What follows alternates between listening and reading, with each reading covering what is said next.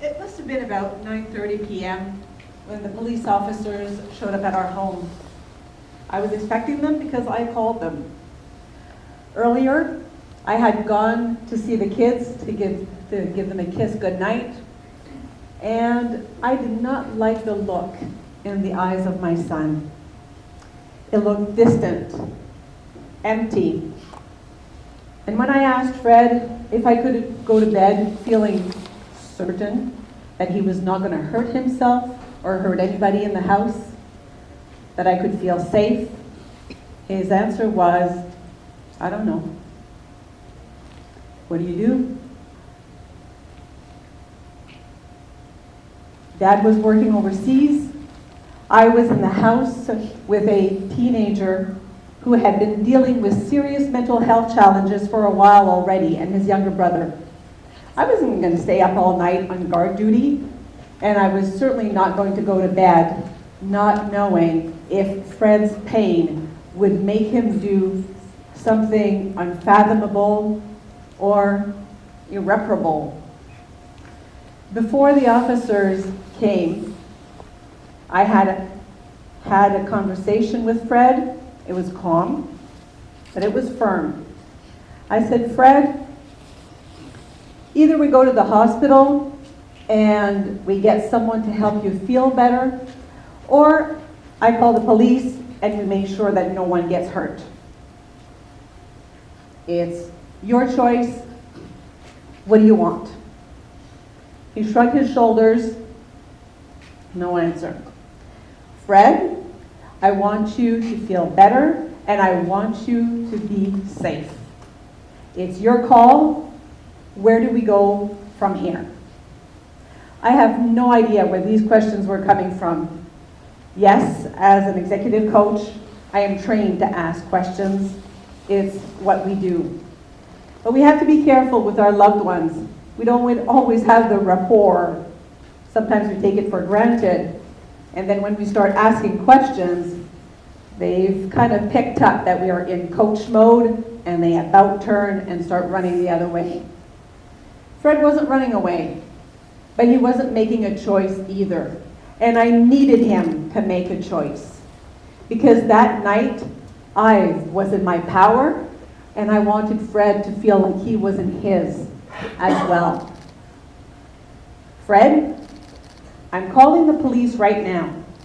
If at any point you change your mind, tell me and I'll hang up. You and I will have a chat, we'll figure it out. You are in charge. Silence.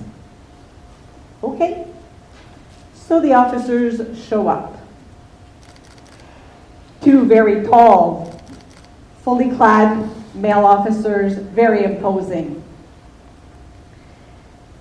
One of them engaged Fred, and he asked to see his room. They were off. The other one engaged me.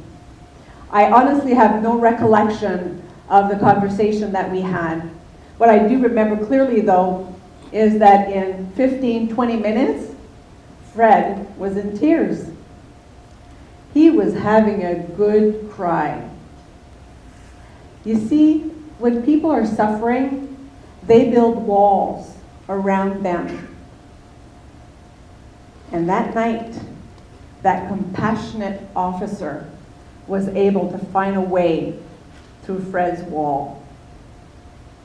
I also remember that Fred, as he was crying and apologizing, he was hugging me and his brother and promising in front of the two officers that no one was going to get hurt that night.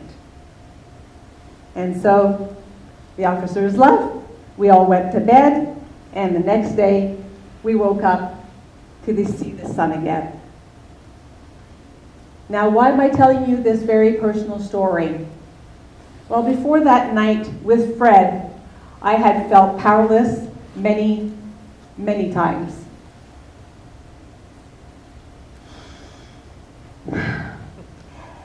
In my powerlessness, I had felt not present with Fred. I was not available to him. I was just a scared mom, not knowing what to do with her ailing son. not knowing how to navigate these very complicated situations that I was finding myself in. And so,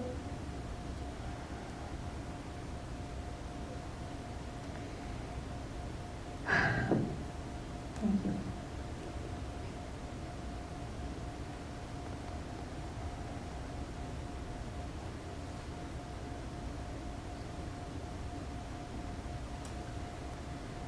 In my powerlessness, I was not what Fred needed. And so, I felt even worse, even more powerless. Have you ever felt powerless? Anyone? Yeah, maybe? Right? We all have. And if you haven't, you will. It's not a curse. It's human. We've all been there, or we will. And it's okay.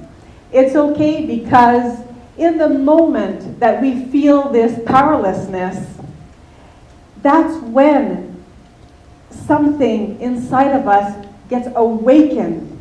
It just starts to rattle and shake inside, and it wants to emerge from us. Because we know that in this powerlessness, we're limited, we're debilitated, we're toxic to our own well-being and to the well-being of those around us. And so this thing that starts to shake and rattle inside of us is personal power. And this personal power is what we need to navigate these very difficult situations. You see, personal power is not a force that we exert over another. Personal power is benevolent. It's fueled by our need for deep connection. Personal power is this inner resource that when we tap into it, it feels like we've transcended the limits of our humanness. Personal power is not the feel the fear and do it anyway kind of fearlessness. True personal power is a fundamental knowing that really there is nothing to fear. Can you imagine going through the rest of your life knowing that there is nothing to fear? Of course, it doesn't mean that we won't feel fear. Only dead people don't feel fear. But just the knowing that there is nothing to fear makes us somehow more resourceful in those fear-inducing moments. In my work, I help people pursue meaningful, impactful, personal goals and professional goals. And to do that, I need to be resourceful. And I am. And I would say that I am even more resourceful because of Fred. And thanks to Fred. Were it not for Fred's struggle and my need, my imperative as his mother to walk the path with him, I would have never found the kind of power that I'm talking to you about right now. For years, Fred's pain kept me and brought me to my edge. And as I watched him suffer, the pull to get him out of that dark, dark place that he was in was so strong that it awakened parts of me that I never knew were there. I found this part called presence. I found this other part called compassion. I found this other part called acceptance and trust.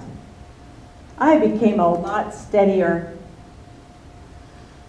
And the deeper that I looked within myself, the more I embraced new ways of seeing things and new ways of being. And of course, it wasn't an overnight process. It was a long, arduous process. But my transformation, the one that I experienced as a result of all of this process, was critical to my capacity to weather the very difficult times that we went through as a family. And tonight, I feel very grateful to be able to share the fruits of my self-discovery. I've summarized them as 3 keys. Of course, there are more than 3 keys. These are the ones that work for me, and maybe they will for you as well.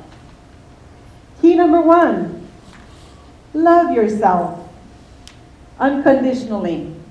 Not when you're going to be admitted to the top university, not when you get the promotion, not when you shed the pounds, not when you stop vaping. No condition. Warts and all, that's it. Integrity. To me, integrity means I'm good to myself. I'm kind, I'm compassionate, I'm forgiving.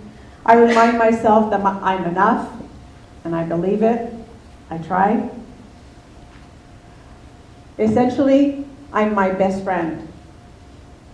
To me, that's integrity towards myself. And that brings us to boundaries. Because in my relationships with others, I need to set boundaries, and you know that too. Good relationships depend on healthy boundaries. So those are just a few of the pieces to the self-love puzzle. Key number 2, do not take anything personally. More easily said than done. Nim says, we don't see things as they are. We see them as we are. That night, when Fred wasn't sure if he was going to hurt us or not, it wasn't personal to me. It wasn't even personal to his brother. It was personal to him. He was hurting. That doesn't mean that we let others do things to us when we can be impacted personally. But it does mean that we don't have to get defensive either. We don't have to pick a fight, get into an argument, because those responses are rooted in powerlessness anyway, and they never give you the outcome that you desire. When we're challenged personally, the other option might be to simply take self-loving action without the need to control or condemn the other.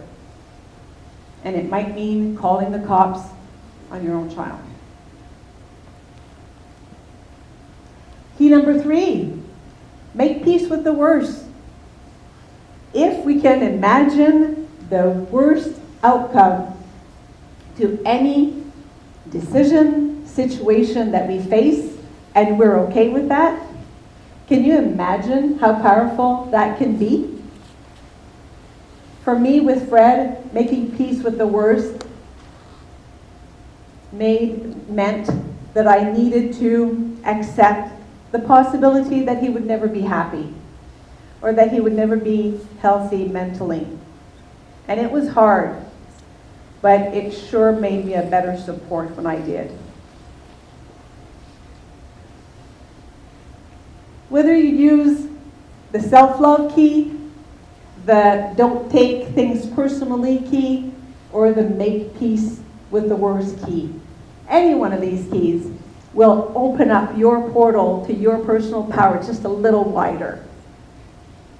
And if you use all 3 keys, wow, it changed my life.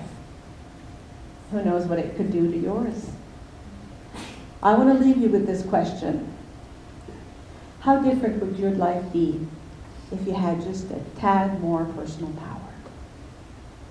Thank you.